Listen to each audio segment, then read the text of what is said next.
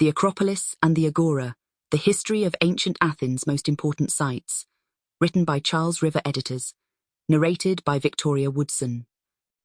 Introduction.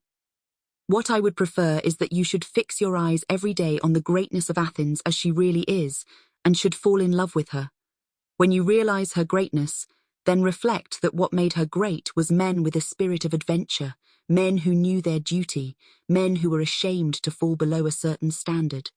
If they ever failed in an enterprise, they made up their minds that at any rate the city should not find their courage lacking to her, and they gave to her the best contribution that they could.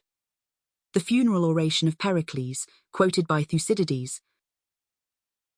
The Acropolis, which literally means a city on the heights, is a citadel whose currently surviving structures were mostly built during the 5th century BC in honor of Athena, the patron goddess of Athens. It functioned as a sacred precinct that contained the city's most important religious and municipal structures, many of which have remained relatively intact for over 2,000 years. The Propylaea, the gateway to the Acropolis, the Parthenon, the principal shrine to the goddess, the Erechtheion, a shrine that supposedly houses the burial grounds of mythical Athenian kings, and the Temple of Athena Nike all survive to this day. And for these reasons, the Acropolis is perhaps the definitive and most eloquent expression of classical architecture, if not of the classical form itself.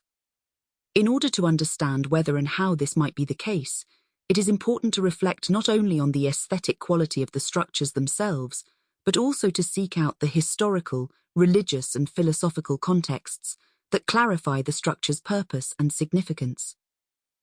Naturally, like many other works of its type and influence, the structures on the Acropolis embody certain traditions, but they also depart from some traditions and also transformed others.